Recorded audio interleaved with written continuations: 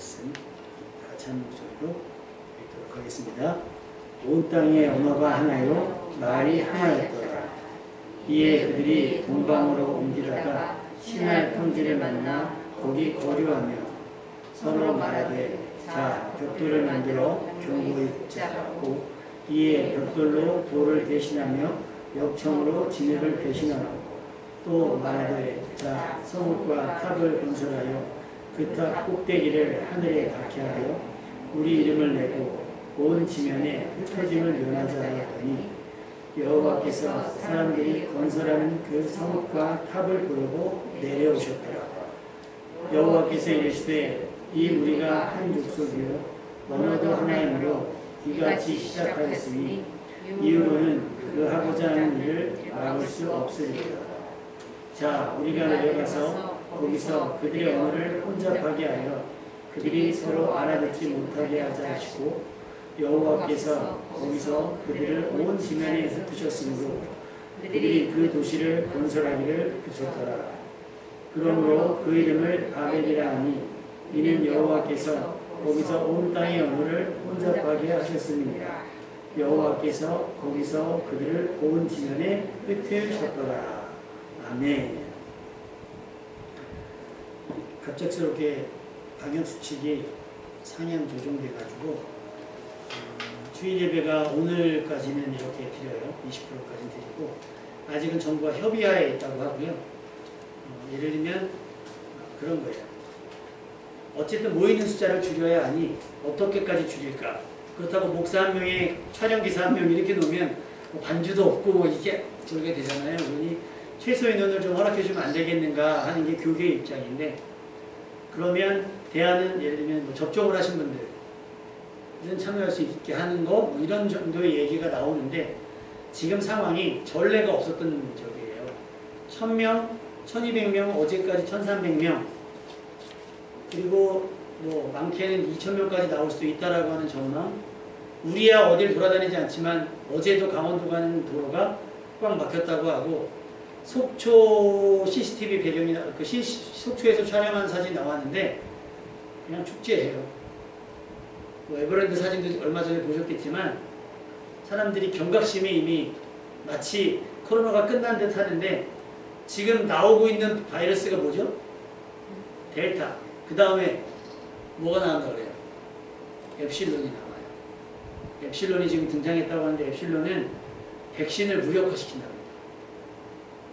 그러니까 변이가 되면서 치사율은 줄어서 다행이래요. 근데 문제는 그나마 이게 우리가 생활이 어느 정도 풀릴 수 있는 이유는 백신으로 조절이 가능했기 때문이었는데 변이가 되면서 백신을 무력화하면 답이 나오지 않는다. 그러니 정부나 혹은 이 방역을 주도하는 분들의 입장에서는 결국은 바이러스는 사람과 사람을 통해서 전염이 되니 이걸 취소해야 되지 않겠는가 라는 이야기를 하는 거예요. 서운하기도 하고 답답하기도 하고 여러 가지 감정이 교차하는데 문제는 우리가 아까도 기도했지만 이 상황을 매번 불평과 원망으로 누구를 탓하면서 시비하고 하면 끝이 없어요. 끝이 없어요. 그냥 정부 정책은 정부 정책대로 여러분 뉴스에서 이렇게 막 패널들 나와서 얘기하는 거 보면 정부는 그동안 뭘 했느냐라는 얘기를 막 하시는 분들이 있어요. 정부는 그동안 뭘 했느냐? 그러게 뭘 했을까요? 아무 일도 안 했을까요? 우리가 뉴스를 통해서 접했었을 거잖아요. 그러니까 그 사람들은 그냥 논쟁거리를 계속 만들어내니까 답답한 거예요. 20, 30대 애들이 이렇게 호소를 합니다. 아니 백신도 제일 꼭지를 주고 맞지 못하게 하면서 왜 이렇게 일어나니까 우리 책임이냐 그래요. 초창기에는 막 돌아가셨잖아요. 어른들 돌아가셨으니까 그거 막자고 어른들부터 이렇게 내려온 거잖아요. 그랬더니 중간에 이제 20, 30대가 막 발병하니까 무슨 얘기 나오냐면 그럼 20, 30대 먼저 주자. 걔네 줘봐요.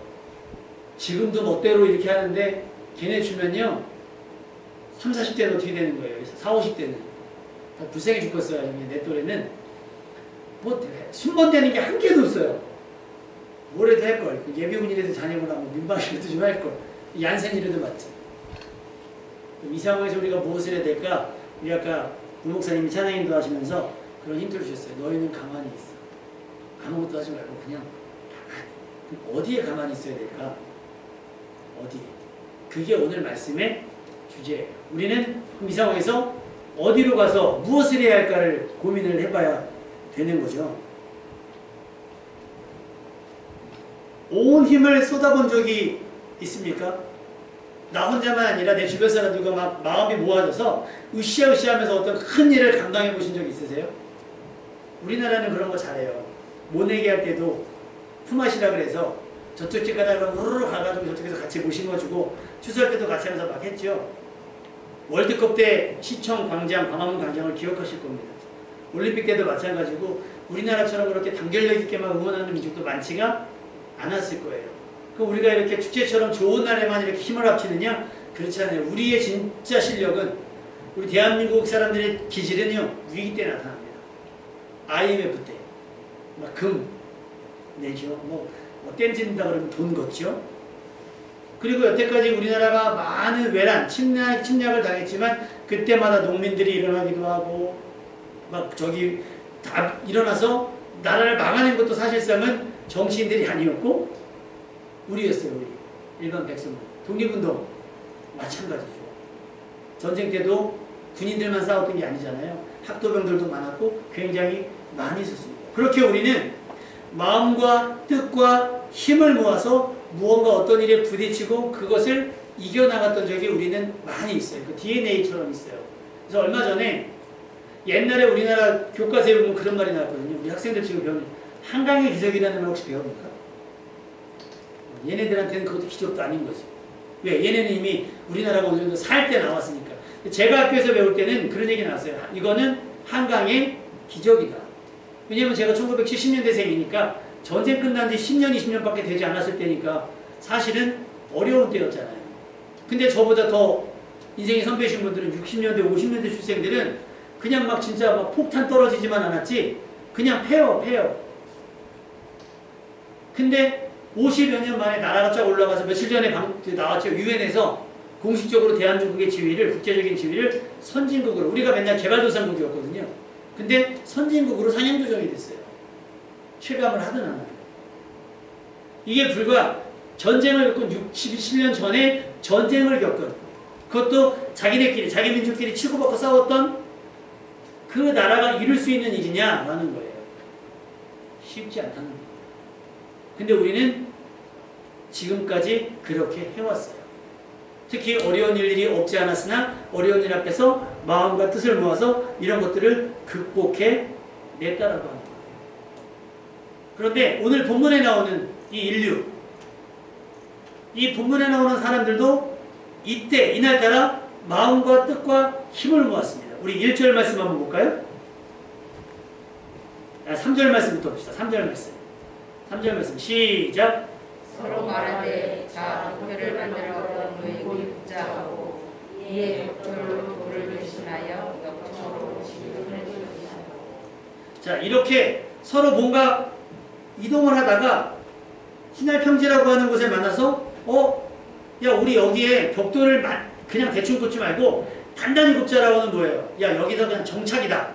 더 이상 우리가 돌아다니지 않아도 된다. 우리 여기서 멈추자고 하면서 벽돌로 돌을 대신하고 역청으로 진행을 대신하면서 자신들이 할 수 있는 최선을 다해서 건물을 세운다고 해요. 그 건물이 탑이죠. 왜 탑이라고 이름을 줬느냐? 이 사람들이 얘기하는 게 그래요. 4절 말씀에 성읍과 탑을 건설하되 그 탑 꼭대기를 어디에 닿게? 하늘까지. 하여튼 최대한 높여보자는 거예요. 그래서 높여서 뭐 하자는 거예요? 일단 우리 이름을 내고 그 다음에 흩어짐을 면하자라는 거예요. 그러나 그들의 과감한 이런 도전과 시도는 하나님 보시기에 그리 좋지 않았다는 게 문제가 있는 거예요. 왜? 이렇게 발전되고 이렇게 건설할 수 있을 만한 어떤 그런 과학적인 근거가 있다면 이들의 어떤 성취와 이들의 도전은 높게 봐줘야 되는 게 아닌가. 왜냐하면 창세기 8장 9장이 뭐예요? 노아의 홍수 사건이에요. 그러니까 우리나라가 전쟁으로 초토화됐던 것처럼 이 전 세계가, 지구 전체가 홍수로 인해서 초토화되고 난 다음의 일이에요. 그러니 그 초토화되고 난 다음의 세상을 이들이 이렇게 하겠다라고 한다면 그래 누구라도 이렇게 도시를 만들고 해야지 라고 격려하실 줄 알았는데 하나님께서 뭐라고 말씀하시느냐? 이 건설하는 성읍과 탑을 보시려고 내려갔는데 이후로는 얘들이 하는 것을 막을 수가 없을 것 같은데 그러면 못하게 하자라고는 결론을 내리시고 언어를 혼잡게 하시고 그래서 이 탑을 건설하지 못하게 하셨습니다. 만약 이들이 바벨 탑을 성공하고 난 다음에 또 무언가 서로 또 말하는 거예요. 말이 통하니까 서로 말해서 우리가 이것도 해보고 저것도 해보자라고 하는 것들이 이제는 선을 넘을 수도 있다라고 하는 근거가 되는 거예요. 처음에는요, 개들도 그렇고 동물들도 그렇고 애들도 그렇고요. 처음부터 선을 안 넘어요. 조금씩 해보는데 아무 말 안 하네? 나를 이렇게 견제하지 않고 나를 저기 하지 않네? 그러면 한 번씩 조금씩 선을 넘어갔다가 선을 넘는 거죠. 그래서 버릇이 나빠지는 거예요. 하나님은 그것을 애초에 끊고자 하셨어요. 왜냐하면 이미 사람들은 두 차례 큰 실패를 경험을 했거든요. 에덴 동산에서 아담과 하와의 실패를 우리가 알고 있고 노아 시대 때 사람들의 생각이 항상 악하고 마음에 품은 계획들이 항상 악한 뿐임을 보셔서 노아 홍수 심판을 하셨기 때문에 이들이 뭔가 또 시도하고 하려는 것들이 하나님 보시기에 어떠한가가 가장 중요하다라고 하는 거예요. 노아 홍수 이후 인류에게 커다란 영향을 끼치게 되는 사건, 바로 바벨탑 사건이에요. 왜냐하면 땅이 저주를 받게 된 것은 아담과 하와 때문이죠. 그리고 아담과 하와 다음에 가인은 아벨을 죽인 다음에 땅을 유지하게 되는데 그나마 땀 흘리면 먹을 수는 있었어요. 아담과 하와 때문에. 근데 가인은 어떤 저주를 받냐면 너는 땅이 네 노력과 수고에 반응하지 않을 것이다. 그러니까 얘는 땅에 정착할 수가 없이 돌아다닐 수밖에 없는 상황인 거예요. 그렇게 가인은 돌아다니는 사람이 돼요. 그리고 그 이후에 사람들이 번성하기 시작을 합니다. 그리고 그 번성하기 시작할 때 정점이 바로 노아 시대예요. 사람들의 번성은요, 우리들의 욕심을 더 자극하는 것 같아요. 요즘에 여러분 방송 프로그램에서 가장 많이 나오는 주제가 뭘 것 같으세요? 요즘에 두세 가지가, 제가 볼 땐 두세 가지로 압축이 되는데, 첫 번째는 그 관찰 프로그램 중에서 그냥 혼자 사는 거, 그 다음에 애기 키우는 거, 세 번째가 집 보러 다니는 거. 요즘 집 보러 가는 거 되게 많이 나오죠. 그러면서 연예인들이 가끔 나 혼자 산다에 나와요. 그럼 그 집이 나오잖아요. 왜 나오시는지 아세요? 나왔다 얼마 있으면 그 집이 매매로 나온대요. 그러니까 방송에서 그 집을 다 보여주는 거예요. 그리고 매매, 집값은 오르고 뭐 이런 식인 거겠죠.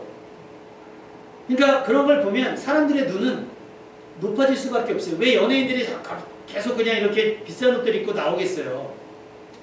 그리고 왜 사람들이 방송에서 PPL 같은 거 하겠어요. 보면 먹고 싶고, 보면 가지고 싶고, 보는 입어보고 싶고 막 이런 것들이 있다 보니까 그 사람들은 그런 걸 통해서 하잖아요. 그러니까 자꾸 우리의 눈높이가 높아지니까 만족이라는 게 없어요. 더. 저는 홈쇼핑에서 판매하는 거 다 싼 줄 알았거든요. 근데 가끔 가방이 나오는데 뭐 핸드폰 하나 들어갈 만한 가방이 막 100만 원 막 이래요. 홈쇼핑인데 그 백화점 가보면 진짜 동전지 가방 하나가 몇십만 원 해요. 뭐가 다른지 모르세요. 가죽이 다른 건지 디자인이 다른 건지 뭐가 다른 건지. 마크 하나 붙으면 그것도 다르고 막 달라요. 점점.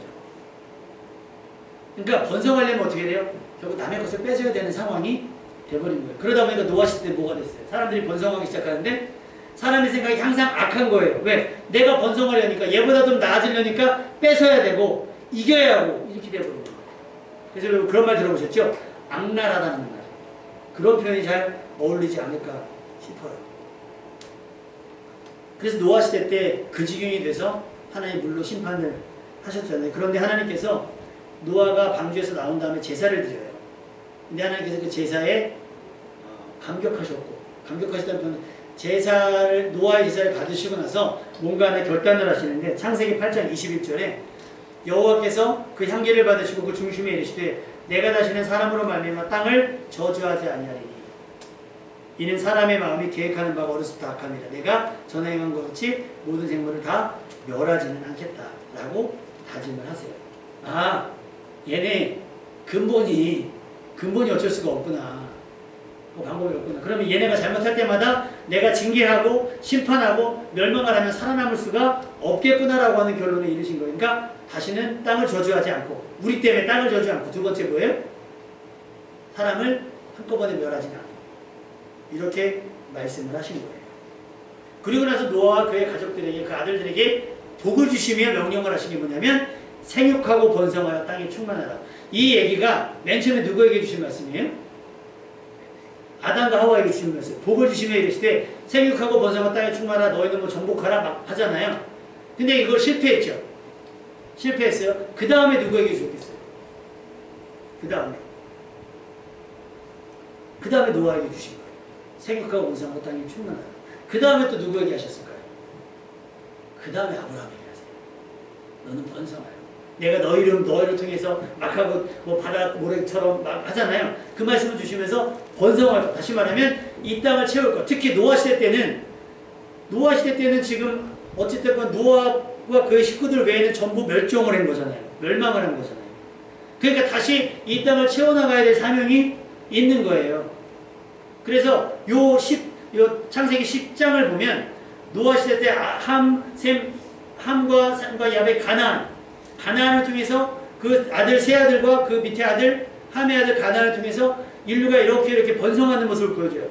그래서 그 주제가 뭐냐면 바닷가를 따라 가고 그 다음에 이들이 번성하여 흩어지는 거예요. 그러니까 뭉쳐 살 수 없으니까 어떻게 돼요? 조금씩 영역이 확장되어지는 모습들이 딱 나왔어요.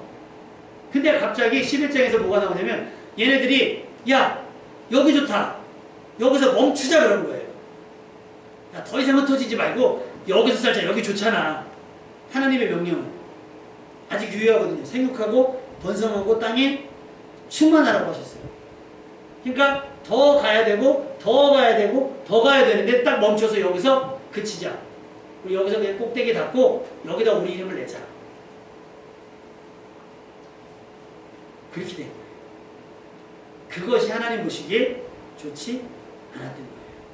생육하고 번성해야 될 역사적 사명 뒤에 자기네들은 그냥 요 근처에서 맴돌겠다는 거예요. 끼리끼리 뭉쳐 있겠다고 하는 거예요. 여러분 하나님께서 그들에게 복을 주시는 이유는 물로 인해 심판받을 이 땅을 다시 사람으로 채우기 위함이었겠죠. 물론 낳고를 반복하다 보면 언젠가는 채워질 건데 그러나 그것이 억지로 막 떠밀려서 갈 것이 아니라 자기들이 살 길을 찾아서 이렇게 흩어지면서 확장되어지는 것을 하나님께서는 원하셨을 거예요. 그런데 그들은 여기서 멈추고자 했어요. 흩어짐을 면하자. 이것이 하나님께 큰 도전이 된 듯합니다. 여러분, 그럼 지금 우리는 어떨 것 같습니다? 지금 우리는 여기서 이곳이 좋사오니 초막셋을 짓고 베드로도 그러거든요. 예수님이 변하는 모습 딱 보고 이것이 좋사오니 여기서 초막셋을 짓고 여기서 살자는 거예요.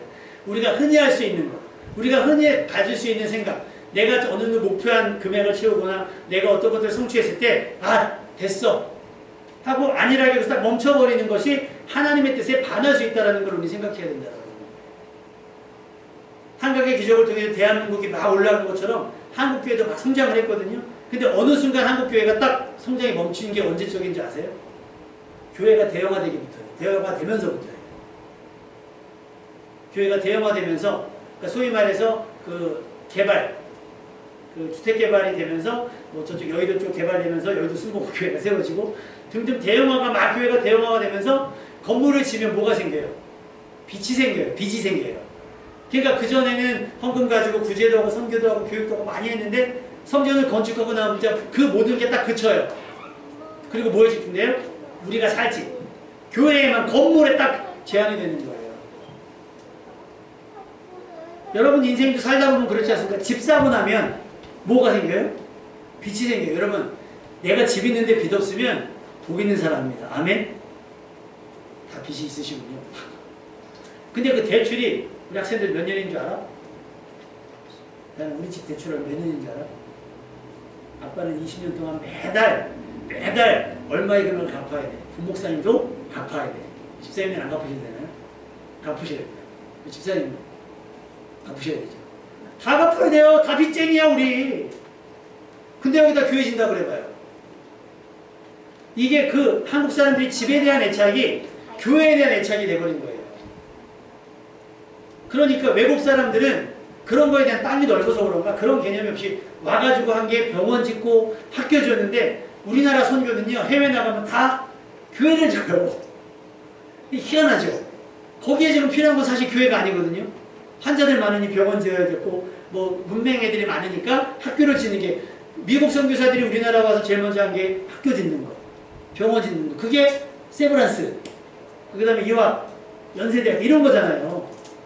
근데 우리나라는 무조건 교회를 딱 짓고 나니까 교회를 다 뭐가 돼요? 긴축 재정이 돼서 교육부서 재정이 제일 먼저 줄어요. 그러니까 제일 먼저 이게 선교원금을 주고요. 외부로 나가는 선교원금을 주려고 다 줄여요. 멈추는 거예요. 야, 우리가 이거 하려고 힘을 썼으니 지금은 여기에 집중할 때야. 그래서 건물 짓는 데다 멈춰버린 거예요. 뭐가 다릅니까? 바베탑이랑. 우리가 세운 건물이 뭐가 다르냐는 거예요. 집을 조금 좁게 사는 건 불편하니까 집을 넓혔어. 빛이 생겼어. 그러니까 사실상 아이들을 위한 투자, 나를 위한 투자, 내가 또 하고자 했던 많은 일들이 다 그치게 되죠. 왜? 그거 내야 되니까. 그럼 똑같은 거예요. 지금 상황. 하나님께서 그러라고 복을 주신 건 아니고 그러라고 부흥케 하신 것은 아닐 거예요. 그냥 쓸어 담으라. 성도들 쓸어 담아서 꽉 모여가지고 하라. 그러니까 우리가 찬양하잖아요. 예배할 때 가장 행복해요. 그런 분위기 속에서 예배드리면 여러분 우리 교회는 집으로 지었지만 어떤 교회 여기 막 반짝반짝한 것도 그 사이 주먹 같은 것도 있고요. 악기도 막 총동원 되고요. 막 해서 해요. 음향 시스템도 아예 예술이에요. 그럼 거기서 예배드리면 여기가 천국 같다는 생각이 들 때도 있어요. 근데 그러라고 하나님께서 부흥을 주시고 그러라고 하나님께서 은혜를 주시고 그러라고 성령을 주신 게 아니에요. 신약 성경에 보면 예수님께서 제자들에게 뭐라고 당부하셨냐면 마태복음 28장에 그러므로 너희는 가서 모든 족속으로 제자를 삼아 아버지와 아들과 성령의 이름으로 세례를 주고 내가 너에게 분반 모든 것을 가르쳐 지키게 하라. 그 일을 위해서 사도행전에 시작하죠. 오직 성령이 너에게 임하시면 너희가 권능을 받고 예루살렘과 온 유대와 사마리아 땅끝까지 이르러 뭐가 돼요? 내 증인이 되라는 거예요. 그러니까 멈춰있지 말고 가야 돼요. 가라고 말씀하신 거예요. 가라고 성령을 주신 것이고 가라고 부흥을 주신 것인데 사도행전에 보면 예수님께서 이제 올라가시고 승천하시면서 성령을 약속하시고 오수절 마가다락방에 성령을 받아요. 그러니 너무 좋은 거예요. 성령을 받으니까 너무 좋은 거예요. 그래서 모여요. 사람들이 막 모여요. 그래서 사도행전 2장 46절에 어떻게 나오냐면 날마다 마음을 갖춰요. 성전에 모이기를 힘쓰고 집에서 떡을 떼며 기쁨과 순전한 마음으로 음식을 먹고 하나님을 찬양해요. 그러고 나니까 교회의 영향이 커지니까 사람들한테도 칭찬을 받아요. 그러니까 날마다 구원받는 자들의 숫자가 더해져요. 이것이 우리가 생각하는 부흥이에요. 사도행전 4장 32절에 믿는 무리가 한 마음과 한 뜻이 되었대요. 바벨탑 짓을 때랑 똑같죠? 한 마음과 한 뜻이 되어서 모든 물건을 서로 통용하고 심지어는 자기 재물을 조금이라도 자기 것이라고 하는 이가 아무도 없었대요. 사도행전 2장부터 7장까지 계속 이런 상황이 반복이 됩니다. 사도들을 통해서 기적이 나타나고 막 병든 자가 고쳐지고 막 말씀을 듣는 사람과 깨닫고 베드로가 설교할 때 심지어 하루에 3,000명이나 회개하고 세례를 받는 일들이 나타나기 시작했어요. 얼마나 대단한 일이 막 꿀렁꿀렁하면서 막 여기저기서 그런 움직임이 있는 거예요. 그런데 희한하죠? 사도행전 8장에 가니까 사울이라고 하는 사람이 등장하고 사울이 교회를 박해하기 시작합니다. 핍박하기 시작을 해요. 그날에 예루살렘에 있는 온 교회가 박해가 있어 사도 외에는 다 유대와 사마리아와 모든 땅으로 흩어집니다. 이게 중요해요. 유대와 사마리아와 모든 땅으로 뭐하더라? 흩어지죠. 진작에 받은 바 은혜가 있으면 이 은혜 가지고 어쩔 줄 모르니까 어떻게 해요? 우리끼리 막 좋고 너나 좋아해 나너 좋아해 막 자기들끼리 막 좋아하고 끼리끼리 뭉쳐있는 게 아니라 받은 바 은혜가 있어서 필요한 사람한테 나눠주고 전달하고 공급하고 했어야 되는데 자기들끼리 좋은 거예요. 막 야, 너 필요한 거 없어 내가 줄게 하면서 막 주고받고 자기들끼리만. 그리고 뭐라고 자찬해요? 부흥이다라고 자찬해요. 예수님 뭐라고 명령하셨는데?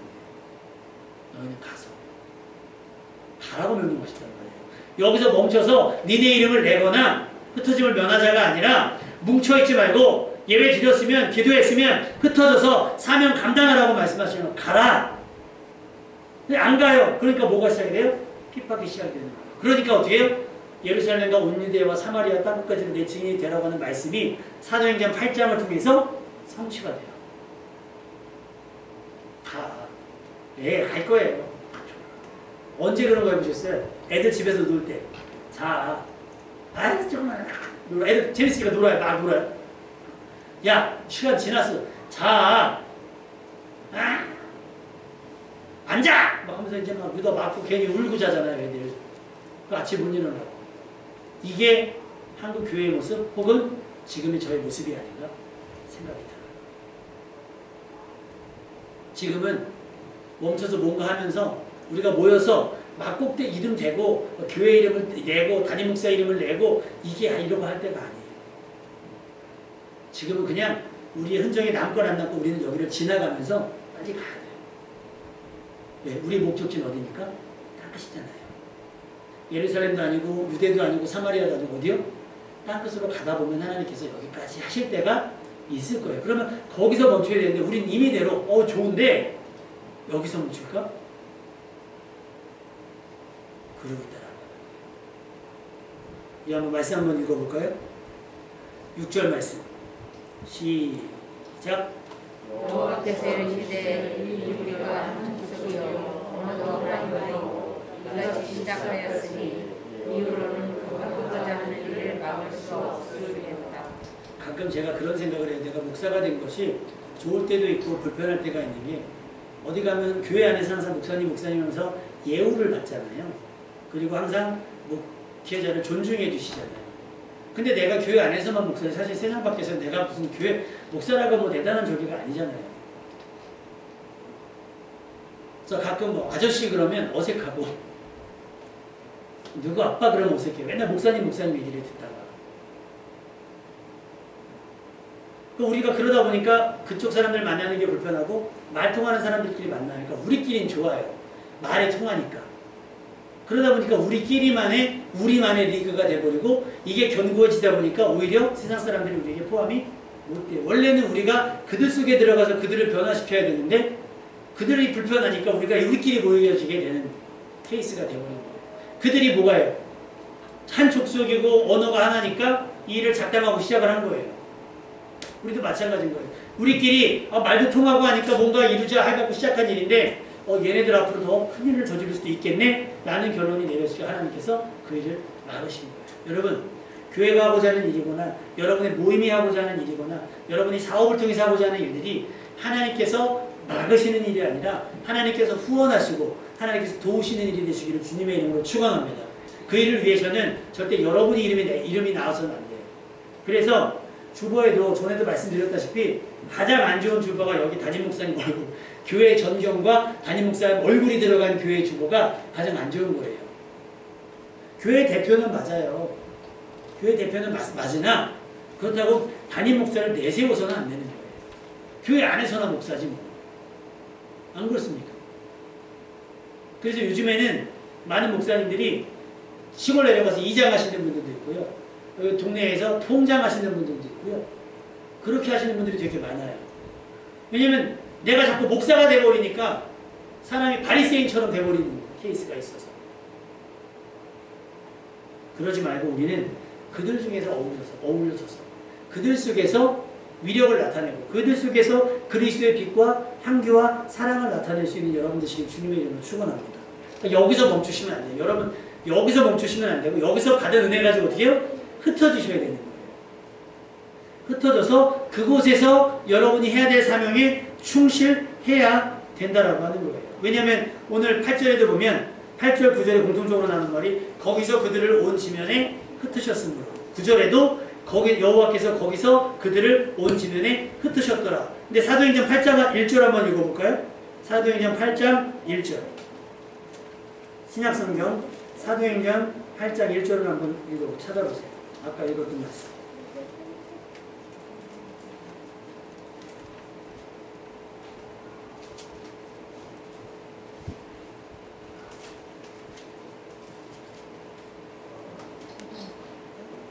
사도행전 8장 1절. 행이라고 되어 있죠. 행. 마태, 마가, 누가, 요한, 사도행전. 찾으셨으면 아멘. 같이 읽겠습니다. 시작.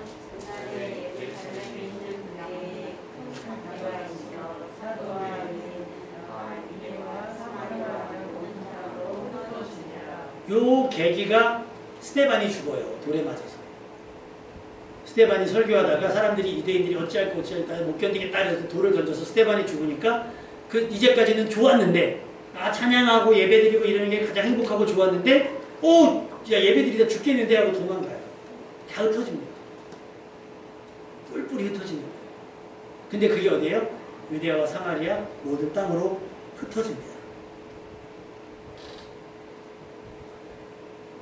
하나님께서는 그들의 모임을 기뻐하셨지만 계속해서 자기들끼리만 모여있다 보면 아까도 말씀드렸지만 정령화가 되니까 그거를 말을 지켜요.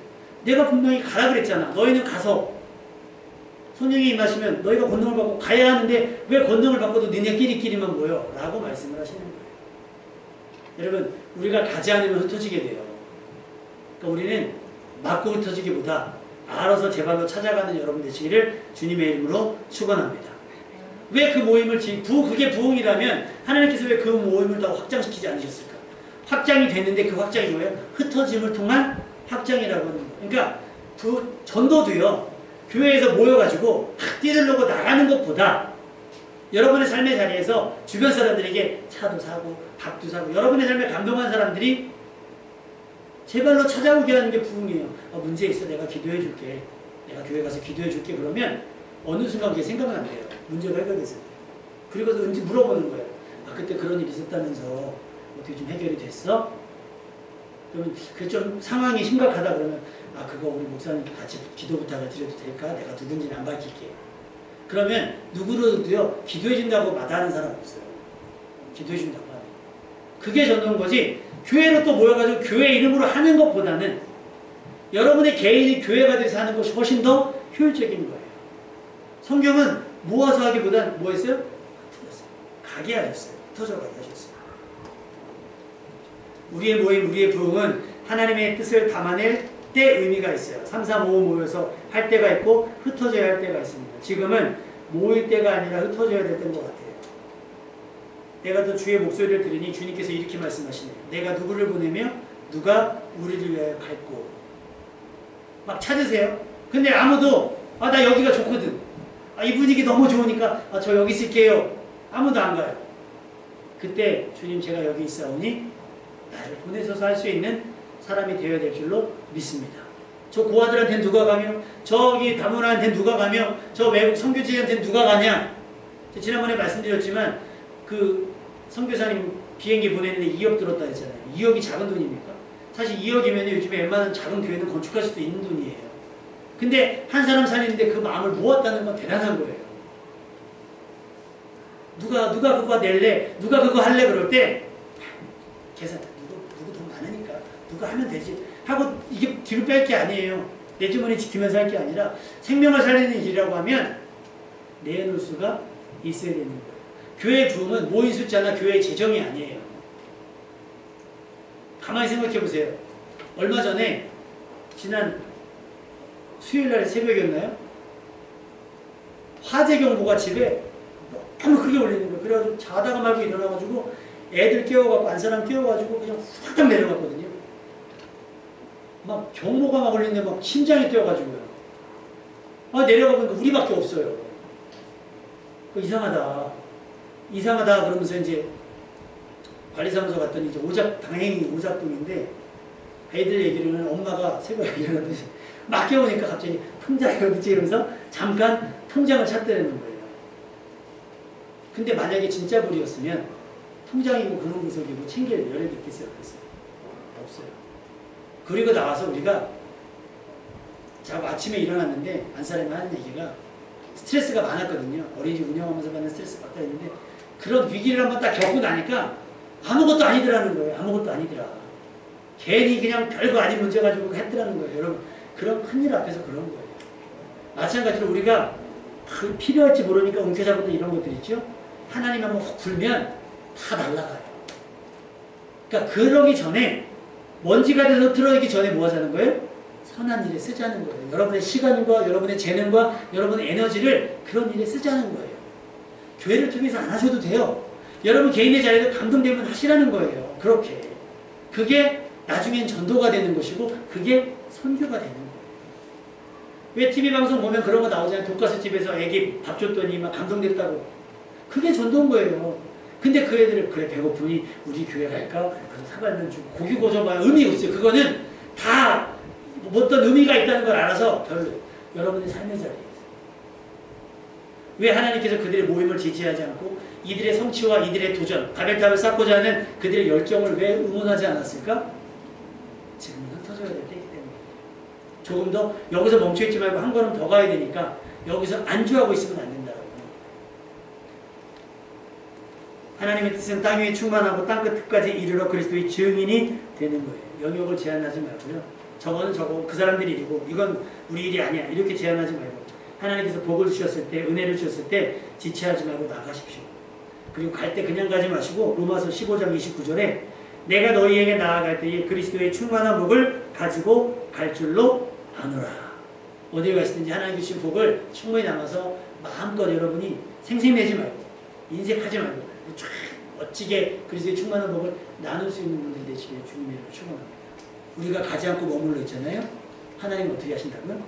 하시네요. 그래서 어떻게 보면 다음 주 제목은 지금 제가 잡기로는 다음 주 설교는 사자굴에서 살아나와 설교를 몇 편을 준비했는지 몰라요. 설교를 원래 딴 거 준비했는데 갑자기 이게 이 방역 수칙이 올라가면서 설교가 바뀐 거예요. 이걸로 바뀌었는데 사자굴에 다음 주 설교하겠지만 다니엘이 예배드리다가 기도하다가 사자굴에 갇히거든요. 그러니까 우리가 예배드리다가 흩어지게 됐잖아요. 지금 각자의 사자굴에서 여러분 살아 돌아오시기를 주님의 이름으로 축원합니다. 왜? 모이는 것도 하나님 좋아하시는데 이제는 우리가 모일 때보다 뭐예요? 흩어져서 여러분의 가정이 기도처가 되고 가정이 예배처가 되고 또 이런 것들을 하나님께서 기대하시는 거예요. 그렇게 우리가 바벨탑을 쌓지 말고 우리끼리 모여서 부흥이라고 자화자찬하지 말고 하나님이 지시한 땅 끝까지 이르러 땅 위에 충만하고 땅 끝까지 이르러 그리스도의 증인되는 삶을 살아가는 여러분 되시기를 주님의 이름으로 축원합니다.